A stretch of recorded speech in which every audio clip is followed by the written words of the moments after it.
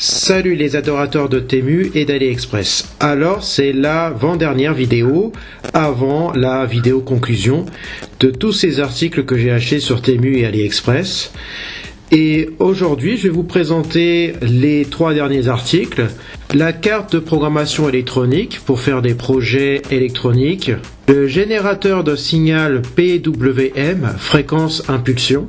Et enfin les 2 modules générateurs haute tension de 400 000 volts chacun. La carte de développement électronique Uno R3, c'est de l'Arduino, c'est exactement la même chose, on va dire, c'est les mêmes produits et qui sont tout aussi efficaces, ça fonctionne parfaitement bien.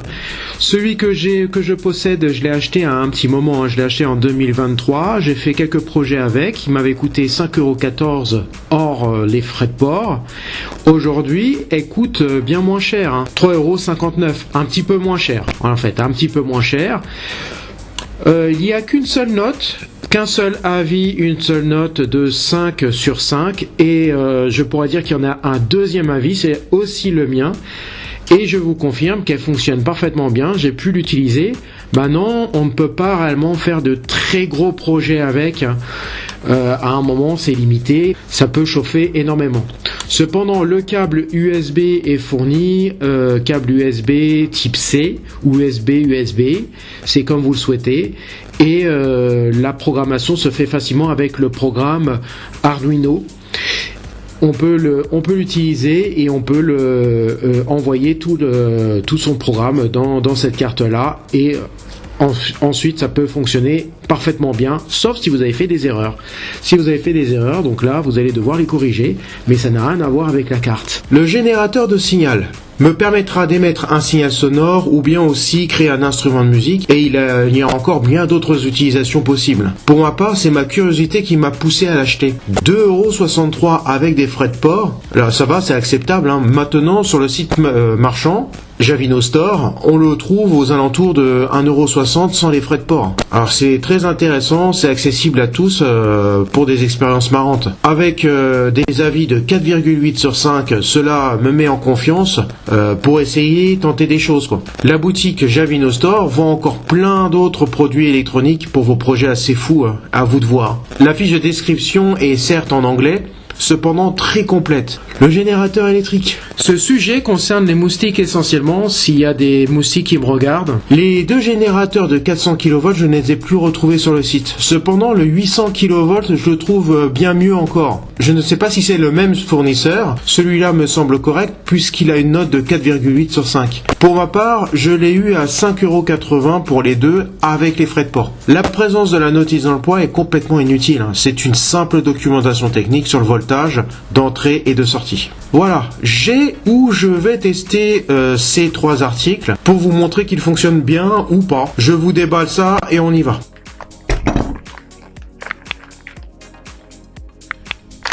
Voilà, je l'ai reçu assez rapidement, il est bien emballé dans un film anti-électricité statique.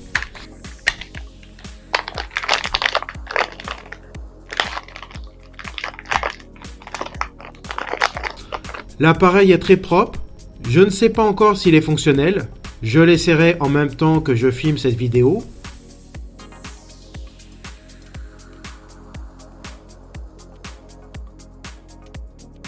Les boutons ont l'air d'être opérationnels. Alors, le dernier article.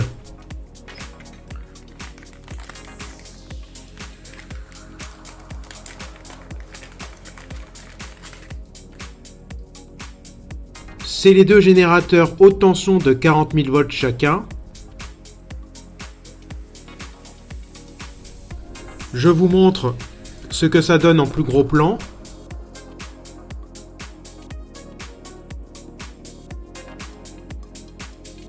Donc là, on a le fil vert et le fil rouge raccordés à la source d'énergie.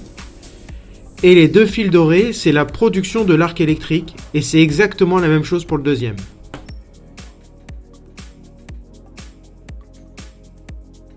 Pour les dimensions de la largeur de la partie plate, elle est de 2 cm. Et le diamètre est inférieur à 2,5 cm.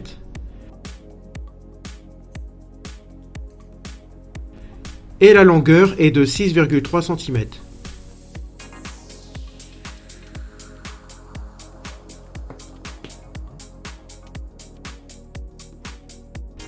Pour le poids, les deux sont inégaux, contrairement aux dimensions. Il y en a un de 41,28 grammes et l'autre à 40 grammes environ.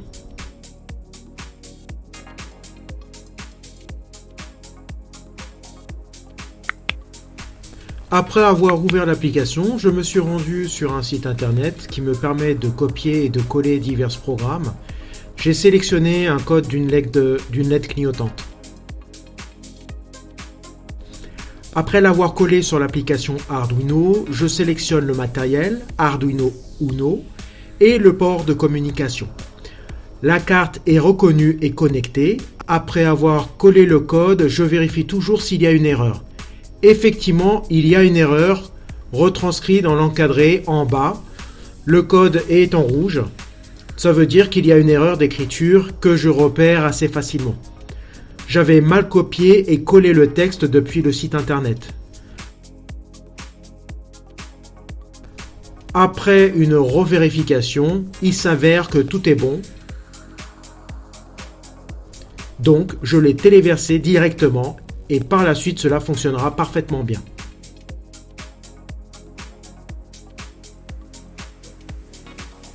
Quand ça téléverse, les LED vertes clignotent et ça télécharge tout le programme dans la carte.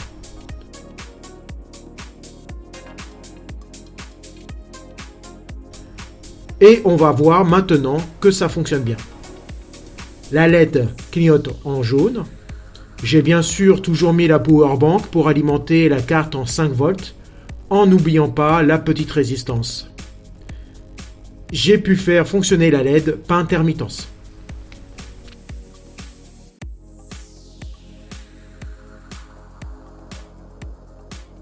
Donc là, je vais vous montrer comment ça fonctionne. Là, j'ai utilisé une power bank. Je vais le brancher ici. Voilà.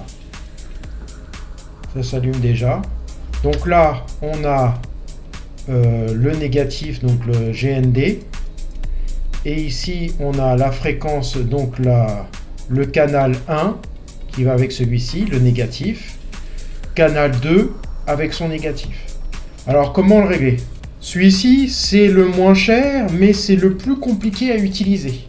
C'est pas intuitif, on n'a que 3 boutons pour régler le canal 1, la fréquence du canal 1 et régler la fréquence du canal 2.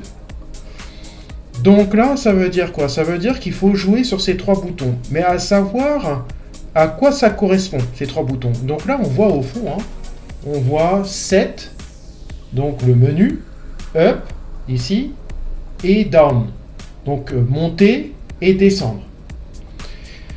Alors après avoir tatillonné un bon nombre incalculable de fois, j'ai commencé à comprendre, avec quelques vidéos, j'ai réussi à comprendre comment ça fonctionne. Alors c'est simple, déjà je vais utiliser le canal 1 que je vais brancher pour qu'on entende le son. C'est vraiment un système très basique. Alors comment ça se passe? Déjà dans un premier temps, on va appuyer long. Voilà. Dès qu'on va voir là, ça veut dire que là je vais régler la fréquence 1. La fréquence de la ligne 1, c'est celle-ci. Donc là on a 150. Là par contre j'ai pas compris, je ne sais pas si c'est 150 kHz ou 1,5, j'ai pas trop compris. Je sais que si j'appuie plusieurs fois successivement, je règle la virgule, donc le point ici. Alors je ne sais pas vraiment à quoi ça correspond. La seule chose que je sais, c'est je peux régler en baissant ou je règle en montée. Et je vais jusqu'à 150. Vous voyez, ça va jusqu'à 150. Alors peut-être kHz, je suis pas sûr. Ça va jusqu'à 150. Donc là, je le règle à 150. Ensuite, je rappuie une deuxième fois en plus long. Et là, je vais régler le cycle en pourcentage. Ici, on est à 50%. Je vais monter. Alors, je descends, pardon. Là, je descends. je descends jusqu'à 0. Et hop, 1, et hop, 0. Et je retourne à 100, à 100%. Donc là, je vais vous montrer à quoi ça correspond, hein, les cycles. Le cycle de fréquence, je vais vous montrer à quoi ça correspond. Je vais mettre une petite...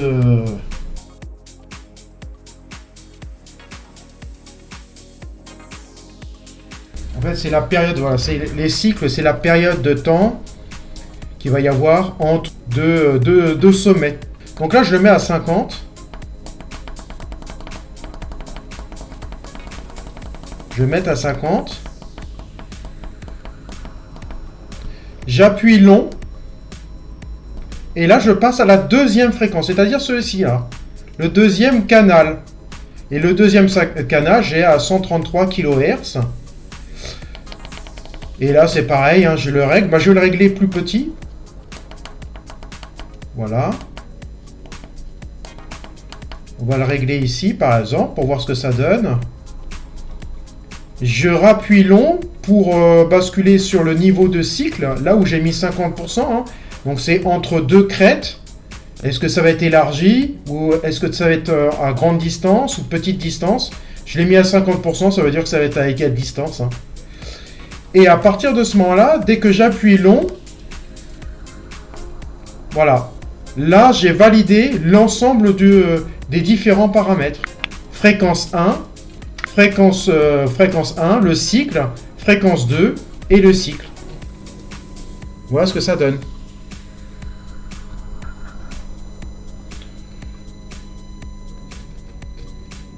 Alors, maintenant, je vais changer. Voilà ce que ça donne.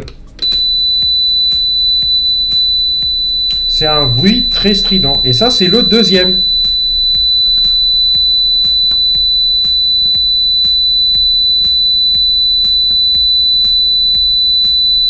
Voilà, je suis à peut-être 4 kHz, hein, je suis pas sûr. Je sais pas trop, j'ai pas trop compris par rapport à l'affichage, ça correspond à quoi. Mais je suis à ce niveau-là. Comme ça, vous comprenez un peu mieux comment il fonctionne celui-là. Donc là, on est en cycle. Donc en fait, on est obligé de régler le canal 1. Et ensuite, on règle le canal 2. Et à la fin, une fois qu'on a réglé le canal 1 et le canal 2, donc là, ça va basculer directement sur l'émission du signal. Donc ça marche bien. En réalité, ça marche parfaitement bien. Difficile à utiliser. Alors, parfaitement bien, ça, j'en suis pas sûr. Il faudra quand même vérifier avec un oscilloscope pour bien vérifier que c'est les bonnes fréquences. Parce que là, je n'ai pas du tout d'appareil pour vérifier cela. Bon, je pense que ça fonctionne. Bon, bah là, j'ai soudé parce que c'était pas soudé. Il n'y a pas les fils d'origine. C'est pas soudé, mais moi, je les ai soudés en plus, ces fils-là, pour faire des tests. Hein. Voilà, donc là, je le débranche. Il n'y a rien pour l'éteindre. Hein. On est obligé de le débrancher. Et on peut le faire fonctionner avec une power bank de 5 volts. Bien, je vais regarder combien de voltage il y a à l'entrée et combien d'ampérage, l'intensité et la tension. Oui, à peu près 5 volts quoi. Et en intensité, ampérage, bon, j'ai rien. Oui, en intensité, c'est pas beaucoup, hein. Il n'y a même pas 0,01 ampère. En sortie, c'est pas énorme. Hein. Alors, on va voir en tension. Pour la sortie, donc là on a vu pour l'entrée 5 volts et l'ampérage c'est presque insignifiant. Et en sortie on va voir le voltage en sortie, à savoir que c'est à 50%. Donc là on est à 2,35 volts, 2,30 volts. Et je pense que pour le canal 2 c'est pareil, hein. Pareil, hein, 2,5 volts. Alors, si je rejoins les deux, logiquement, je vais faire une série. Je suis pas sûr que c'est bien ce que je fais. On est toujours sur du 2,5 volts. 2,3 volts. Bon, je pense que ça dépend du signal, en fait. Hein. Si on met le cycle à 50%, on aura moins de voltage que si on met le cycle à 100%. On va essayer, d'ailleurs. Voilà, c'est ça, c'est bien ce que je me disais. Donc en fait, ça dépend du cycle. Si vous mettez un cycle de 100%, vous aurez quasiment du 5 volts. Si vous mettez un cycle de 50%, ça sera du 2,5 volts. Donc là, il n'y a pas de cycle, là c'est en continu en fait, hein. C'est comme si c'était un courant en continu. Voilà, alors pour ce qui s'agit de l'ampérage, je vais voir maintenant sur un cycle de 100%, on va voir si j'ai un résultat. Oui, il est toujours de 0,01 ampères. Alors maintenant, je vais vérifier que ces deux générateurs haute tension fonctionnent parfaitement. Enfin, fonctionnent parfaitement. Fonctionnent déjà, dans un premier temps. Bon, je vais le faire manuellement, hein, comme ça. Hein. J'ai pas d'appareil pour vérifier si ça fonctionne. En tout cas, ça devrait faire des étincelles. On va voir ça. J'utilise une pile de 9 volts, hein, rechargeable, que j'ai rechargée, exprès pour.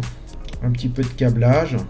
Je fais pas attention aux couleurs de fil, c'est pas trop ce qui m'intéresse pour l'instant. Ce qui m'intéresse, c'est de savoir si ça fonctionne bien. Allez hop, c'est parti. On va faire très attention de ne pas se faire électrocuter. Wow. Ça m'a fait sursauter. Donc ça a l'air de bien marcher en tout cas. Hein.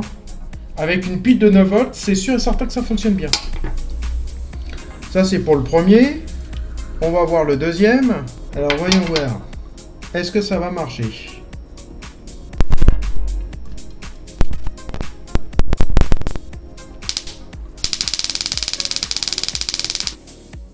Effectivement, ça marche bien. Ça marche parfaitement bien. Et la pile, elle est très très chaude. Hein. Bon, voilà. Là, on est en hiver. Donc, j'en ai pas vraiment utilité. Hein. Mais attention, les moustiques. Hein. En été, vous savez ce que vous allez vous manger maintenant. Voilà, c'est terminé pour aujourd'hui au sujet des 3 équipements électroniques pour un projet futur. Alors, depuis les airs, je vous dis à bientôt pour une prochaine vidéo.